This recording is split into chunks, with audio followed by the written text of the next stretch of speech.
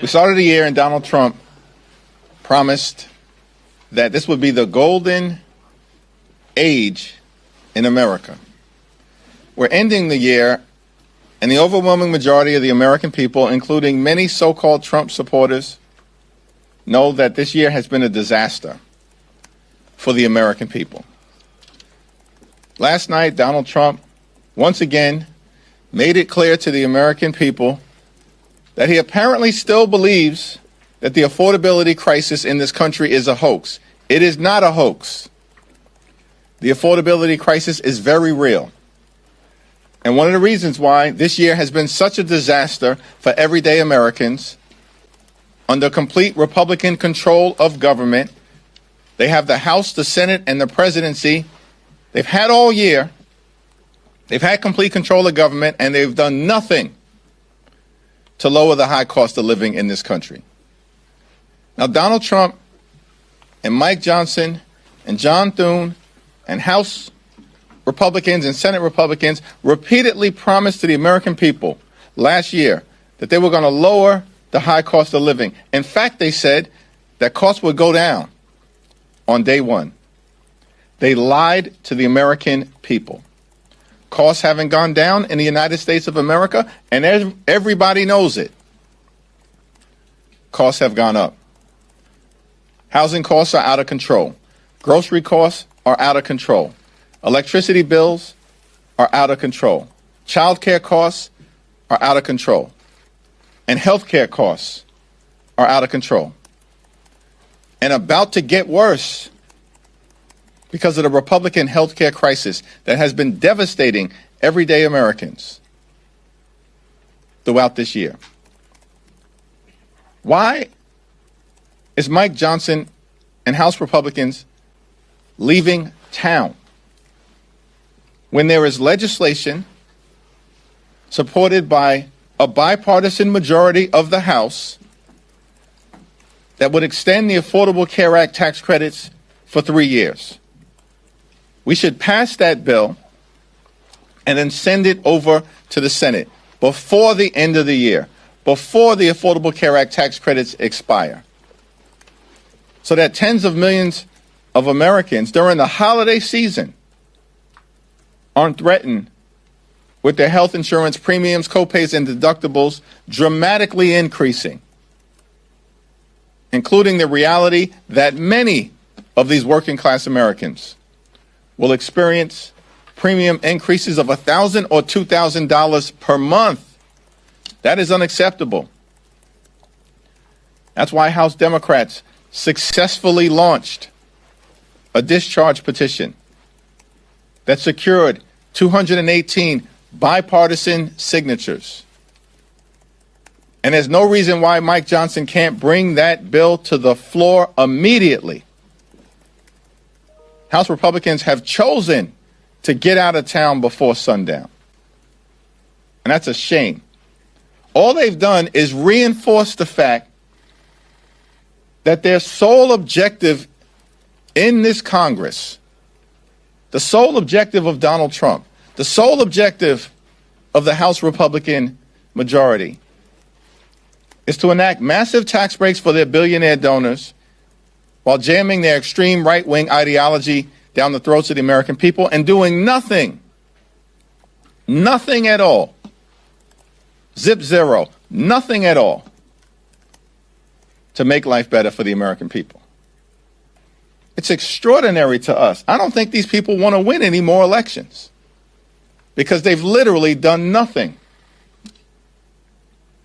to make life better for the American people. House Democrats, as we've repeatedly made clear, are in this fight until we win this fight. We're going to continue to work hard to drive down the high cost of living in this country. We're going to continue to work hard to fix our broken healthcare system. And we're going to continue to work hard to clean up corruption and deliver a country of the people, by the people, and for the people. Questions? Thank you, Mr. Leader. The Congressional Black Caucus put out a statement a little over an hour ago that reads in part, as Democrats prepare for the year ahead, the Congressional Black Caucus stands with Leader Hakeem Jeffries, as we know all House Democrats do, in our continued fight for the American people. We must keep our eye on the prize. I wanted to get your reaction to the statement. Have you seen it, and what is your response? I have not had an opportunity to see the statement yet, but I'm appreciative of my colleagues in the CBC. I've been part of the CBC family from the very moment that I arrived on Capitol Hill, and it's a treasured relationship that I have with every single CBC member, and certainly with the Congressional Black Caucus. When I first came to the Congress, I walked into my first CBC meeting, and there's Jim Clyburn and Elijah Cummings and Eddie Benice Johnson and Maxine Waters and John Lewis and so many other legends. And I'm trying to figure out, how did they let me into this room?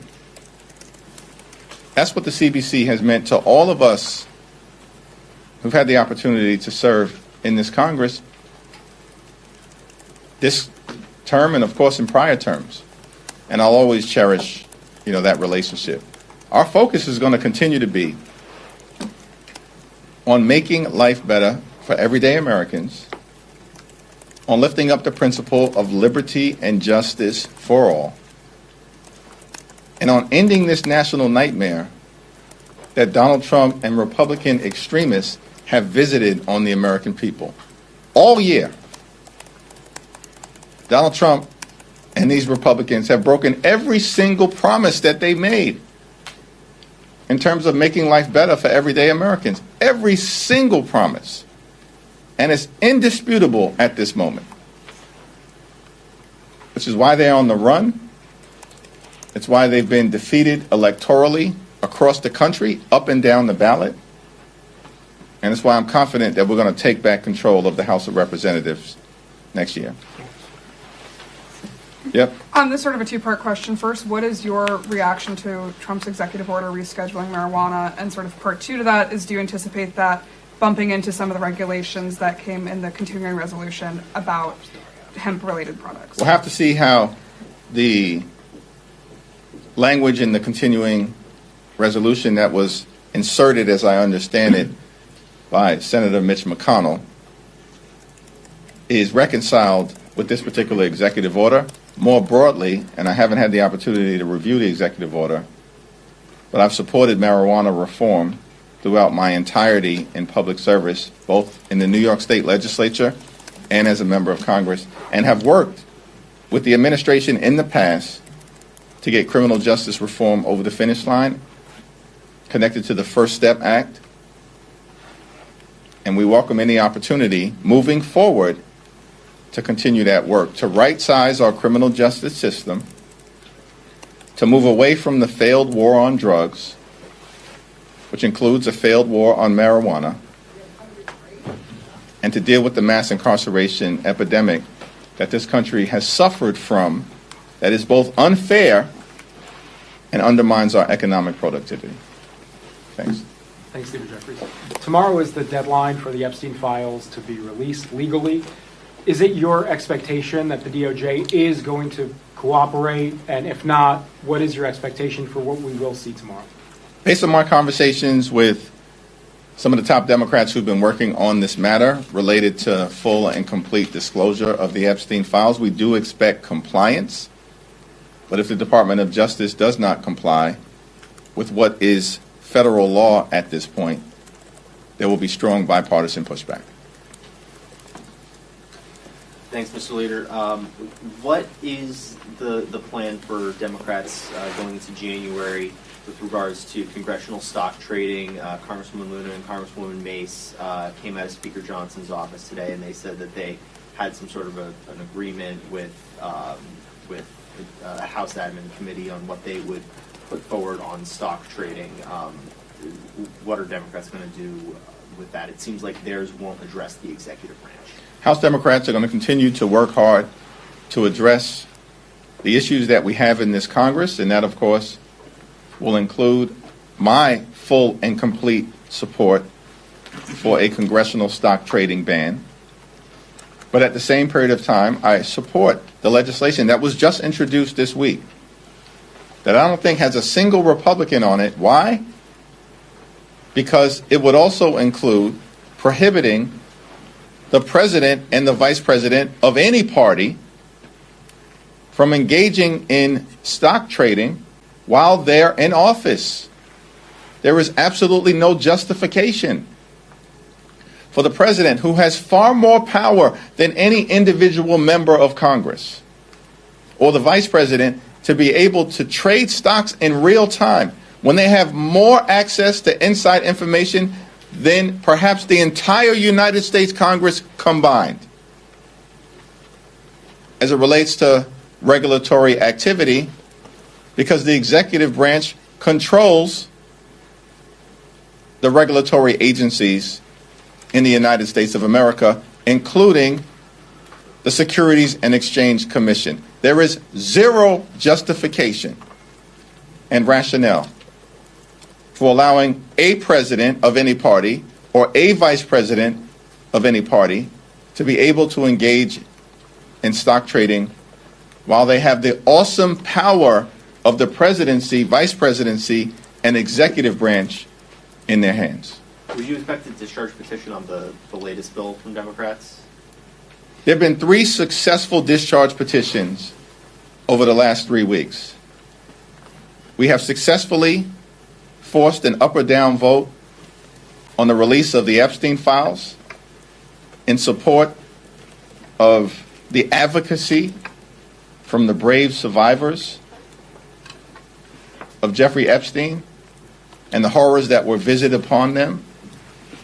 Last week, we successfully discharged an up or down vote on legislation that restores collective bargaining rights for more than 1 million hardworking federal employees and overturned one of Donald Trump's first executive orders.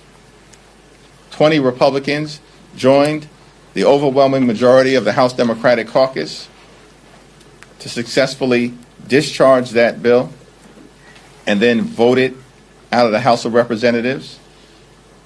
This week, we've currently succeeded in successfully discharging legislation to extend the Affordable Care Act tax credits for 3 years to prevent tens of millions of hardworking American taxpayers from experiencing dramatically increased health insurance costs so they can go see a doctor when they need one. There have been more successful discharge petitions in the last 3 weeks than there have been in the last 3 decades in the United States Congress. So we're working to deal with the healthcare crisis that's in front of us, because we still have unfinished business since Mike Johnson decided to adjourn the House of Representatives today and cancel votes tomorrow. Because Republican leaders want no part of actually keeping health care affordable for working class Americans, middle class Americans, and hardworking American taxpayers. We'll cross the next bridge when we get to it in terms of future discharge petitions. But what's in front of us right now is the need to finish the job and extend the Affordable Care Act tax credits. Thank you, Leader Jeffries. House Oversight Committee Chairman James Comer is accusing Minnesota Governor Tim Walz and AG Keith Ellison of not cooperating with the committee's investigation into some of the widespread fraud happening there with the social services in the state. Do you think they should cooperate with the committee's investigation, and do you have concerns about what's happening in the state?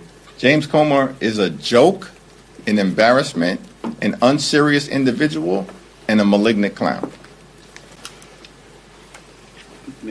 Isaac. I want to ask you about something back home in New York. There's a story that came today. I don't know if you've seen it, but I'll brief you on it if you haven't. What does it tell you about the incoming mayor and his administration that he picked for a senior position, someone who tweeted in the past about, quoting here, money-hungry Jews, and that the Far Rockaway train is the Jew train? I haven't seen it, and so I'll comment on it subsequent to having an opportunity to actually review what you're presenting. Obviously, I would strongly disagree with those statements. I think I've been very clear in my views on that, but I'll have more to say but I've actually had an opportunity to review it. Are you okay with the incoming mayor, appointing Thank people you. like that? Mr. Leader, I wanted to ask you about the Affordable Care Act subsidies. Some moderate Republicans have expressed frustration that they do want to see an extension, but they want some reforms, and the fact that you didn't endorse the other bipartisan discharge petitions. They're concerned that with this up or down vote in the House that will be coming in the new year, it won't be able to pass the Senate. Who's concerned about that? Some of the moderate Republicans who have been working on the ACA deals. So if this passes the House, as it appears it will, moves to the Senate and fails, would you consider endorsing one of those bipartisan deals? Here's where we're at. We've got to make sure that the legislation that clearly has the support of a majority of the House of Representatives that would extend the Affordable Care Act tax credits in a straightforward way passes the House of Representatives. We also know that there's only one bill, our bill, that has a majority of senators supporting it, based on votes that took place earlier this month. In fact, the 3-year, straightforward, clean extension of the Affordable Care Act tax credits, which the American people support, Democrats, Republicans, and independents, a majority of every single one of those categories, and an overwhelming majority of Democrats and independents, and a significant majority of traditional Republicans support a straightforward extension of the Affordable Care Act tax credits, and so do a majority of members of the United States Senate. So the House has to work its will first. And once the House works its will, which should be taking place today, tomorrow, before the end of the year, but at least as early as when we get back in January, then we'll send the bill over to the Senate, and we'll see what the senators decide to do. We're not giving up this fight. We've made that very clear for months now, because we know we're on the right side of the American people. And we're in this fight until we win this fight, and winning this fight means making sure that the Affordable Care Act tax credits are extended. Leader Jeffries, there have been a few votes in the last couple of weeks where if you had full attendance by House Democrats, then you would have defeated the Republican measure. What's going on with the attendance in your party? Is this an issue with Whip Clark? Like, how can you improve this in the new year? Catherine Clark is doing a tremendous job, and we know that there are a handful of members who've had serious medical issues that they needed to make sure were addressed.